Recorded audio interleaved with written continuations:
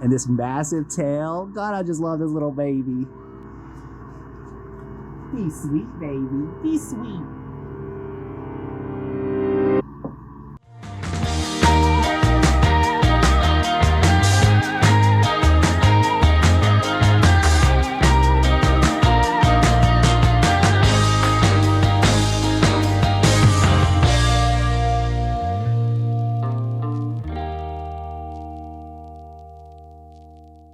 All right, guys, so some of the favorite animals of all of our followers are Pippin and Piper, our raccoon and Coati.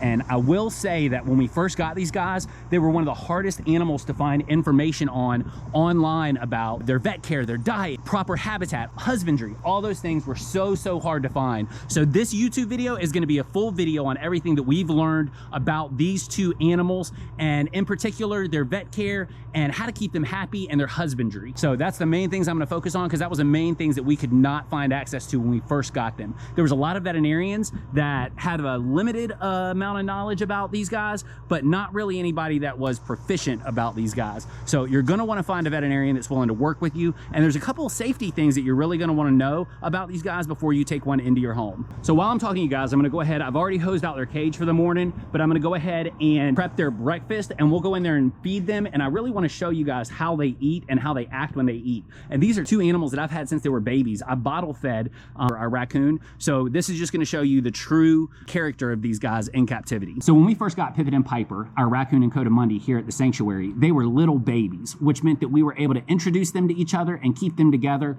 their whole lives. But one of the hardest things that we've had doing was figuring out what kind of cage to keep them in, what kind of vet care to provide them with, and what to feed them. So today we're going to talk just about raccoon and Coati husbandry, their vet care, and everything that you need to know to be a raccoon or a Coati pet parent. Now, one of the main things that I see people doing wrong when they have a raccoon or a Coati at their home is, one, having them at their home. These guys are wild animals. So unless you are fully prepared to build an outdoor enclosure, these are not the pets for you. They are going to strive the best living in a massive outdoor enclosure, and they're going to have a long, happy, healthy life, and you're going to be able to actually enjoy them if you go ahead and invest in that initial structure before you get your animals, so that whenever you do have them, you can take them outside and not have to worry about them damaging the inside of your home, or maybe house pets not getting along with them. You have guests come over. You don't ever want to be stuck in a situation where these animals are living inside of your home. So my first piece of advice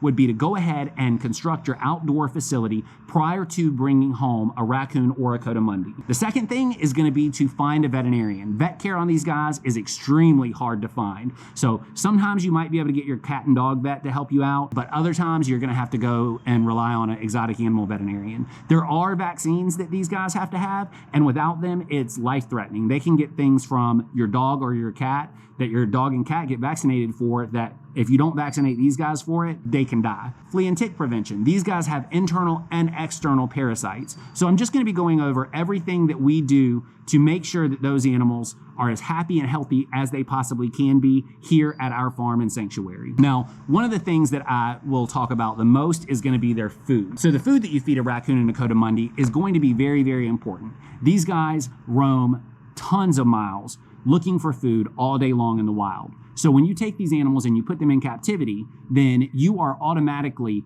decreasing all that foraging that they do. So their bodies are meant to burn a lot of calories. Well, if you're putting them in a cage or in any type of facility, they're not going to burn calories. So it's very common for them to be a little bit overweight in captivity, and that's okay. They are not having to hunt for food. They're not having to deal with predators. They're not having to deal with a worm load or any parasites inside their body or external parasites, because you're deworming them correctly. So they are likely going to be a little bit on the chunky side. But when you see these raccoons that are in people's homes that can barely move because they are nothing but a barrel with 4 little sticks sticking out of them, that is animal cruelty. So you do not want to overfeed them to the point where it limits their mobility. As you're going to see here in a moment with Pippin and Piper, those guys cruise around all over their cage. They love to play. They're able to run, jump, climb, all those things. But if you have a raccoon that's so morbidly obese that it can barely walk, that is animal cruelty. So their diet that we feed them is a very simple diet that you can get pretty much at any grocery store. So one of the primary things that you're going to feed them is the Blue Buffalo dog food,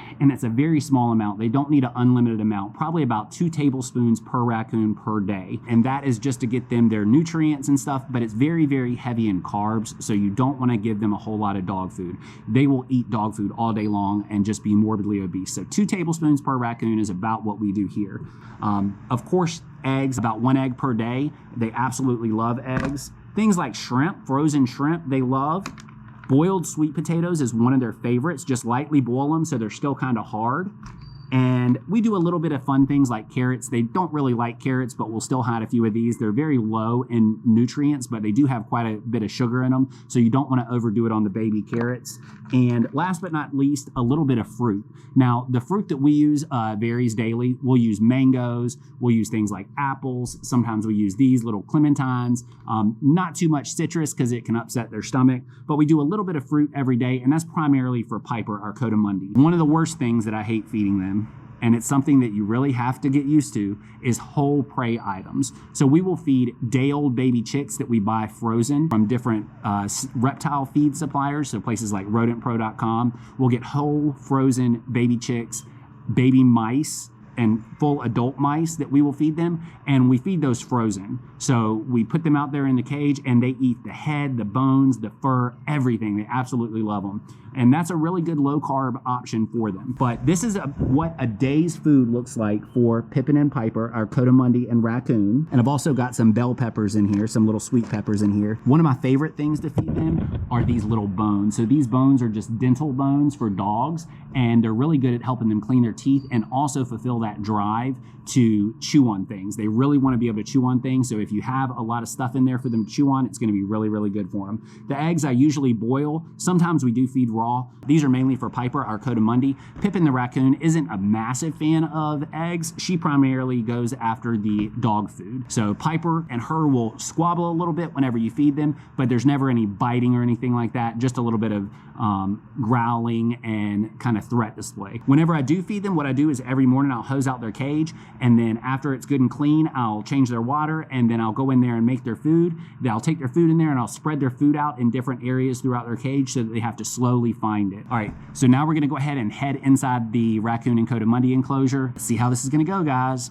I've got this GoPro on me, so I don't know how they are gonna act with it. So you will notice that outside of their enclosure, you'll notice that we have a lot of shade. So we actually have a shade cloth over the top, and then we have a lot of shade cloths around the enclosure. And that's just to make sure that they stay nice and cool. We've got this massive fan here, and then most importantly, this fence. So let's go in here with them. We've got a double door because we never want to be able to allow these guys to escape. So we'll go ahead and unlatch that first door. And then what I can do is I can set their food down right here, close this door. And then once that door is closed, we're locked in here, so we can go ahead and open this door. And this is just a safety door to make sure that nobody gets out. And you're gonna see these guys are gonna be acting crazy. They're already trying to get in here. And so once we get in, I like to close this door back behind me. Hold on, sugar butt. And then you can see they are just going crazy for their food. And this is the table where I like to give Piper her egg every morning. So she's gonna eat that egg. And then Pippin, I do mess up their, oh God. I do mess up their names a lot, as you guys are gonna see. Pippin and Piper. I'm gonna scatter that out so that we can watch them eat more easily. So Pippin, our raccoon, is actually, she's making a liar out of me. She's eating the egg. And they'll calm down here in just a moment and we'll be able to talk. But I just want to show you guys how we feed them and how much we feed them. And you can see this girl is chunky. And if you watch her, this girl loves me. I raised this animal from a baby. She is the love of my life, and I can pick her up. I can do whatever I want with her. But when she is eating, these guys get very, very aggressive. So if you look at how she acts when I go to feed her, she does not want anything anywhere around her food. So I'm gonna be quiet so you can hear just the growling that she's doing.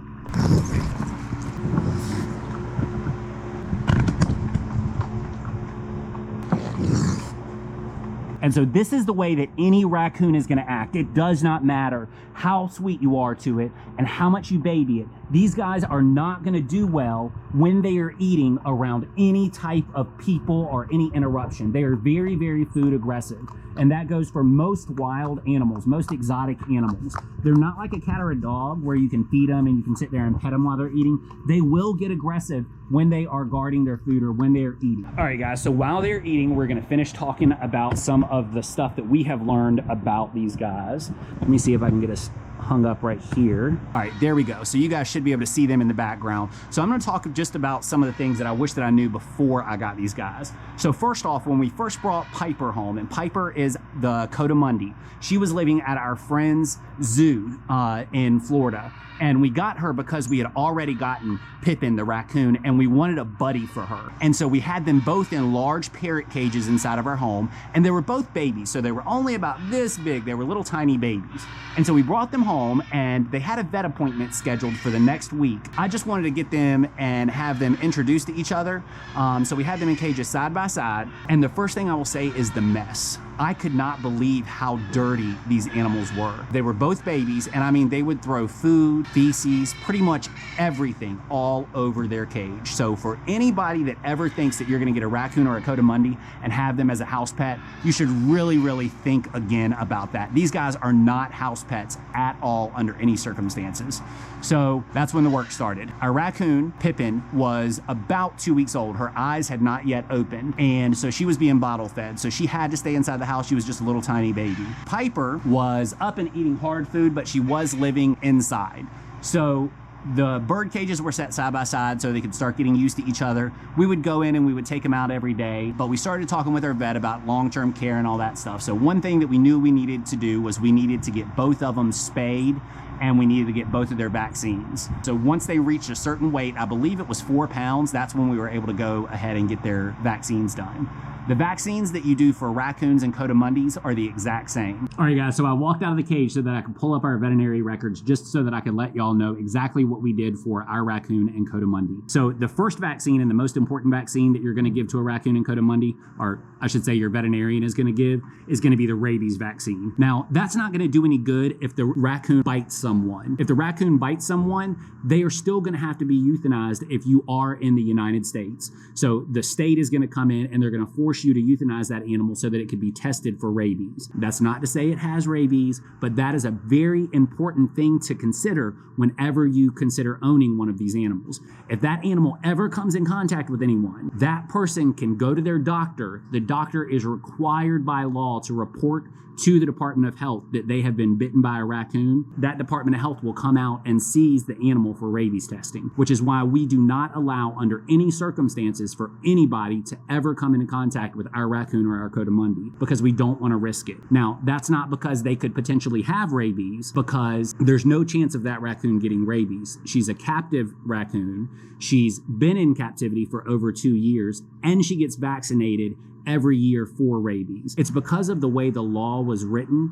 Any native wildlife that bites or injures a person is required to be tested for rabies. So that is the reason why. So don't think that a raccoon is going to have rabies, or don't think that you're getting rabies from a raccoon just because you see one out during the day or something like that. So the vaccine that we use for our raccoon is the MRAB3 vaccine. It's like an exotic animal vaccine that a lot of exotic animals that get rabies vaccines are given. So that's the vaccine that we give every year.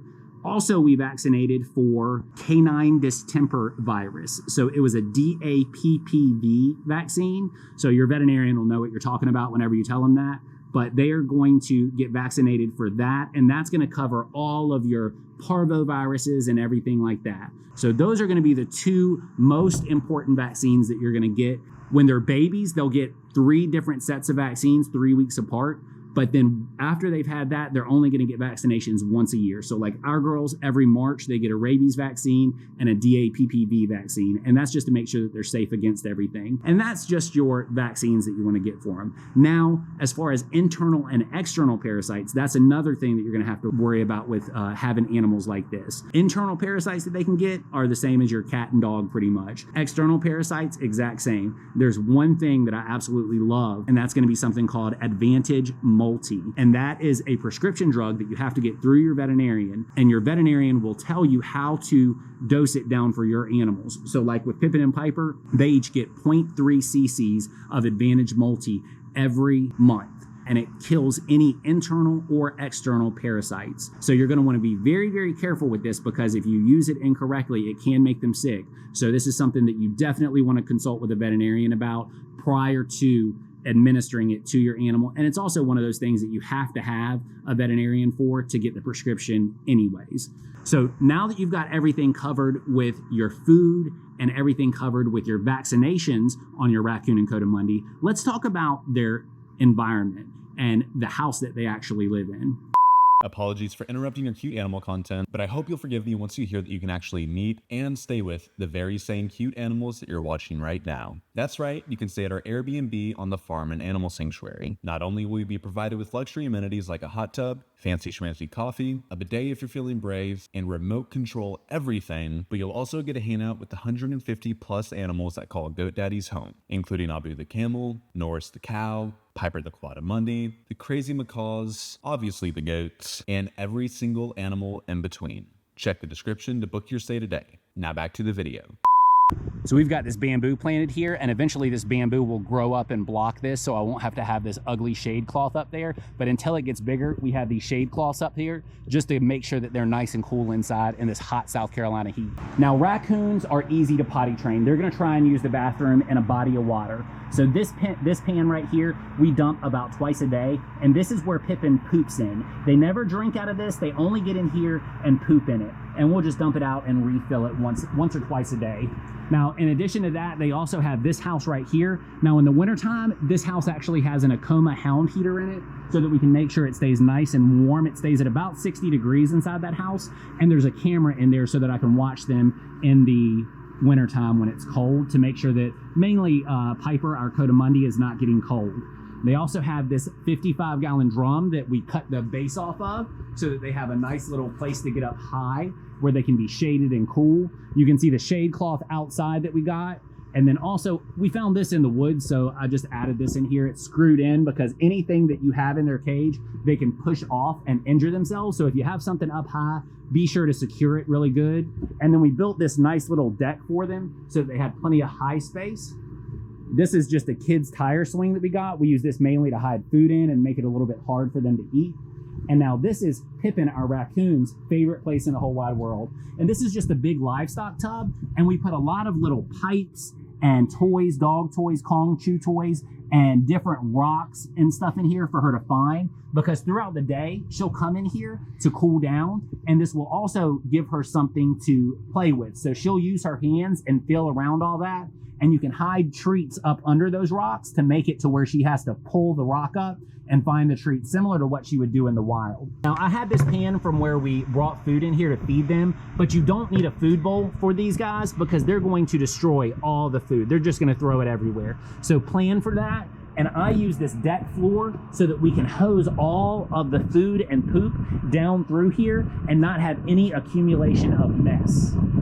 Now, this is our lock cage. Oh, she's gonna wash it. She found her new toy.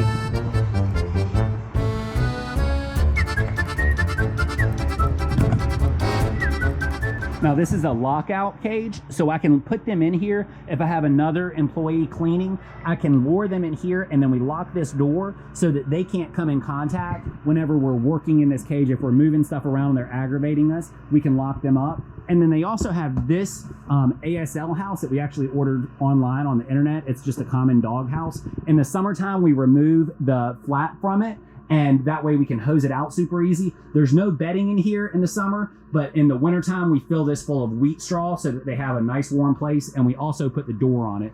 And as you can see from the inside, these tarps are doing a really good job. And I say tarps, they're actually sunshades, but they're doing a really good job at shading this entire enclosure. And even the sunshade that's over the metal tin will help keep it cool so that tin doesn't heat up. Things like fire logs, they absolutely love. We drilled holes in them so that we can stuff food in there. And then this slide, occasionally I'll catch them in the act of it, but typically I don't have the camera out in time to catch them before they slide down.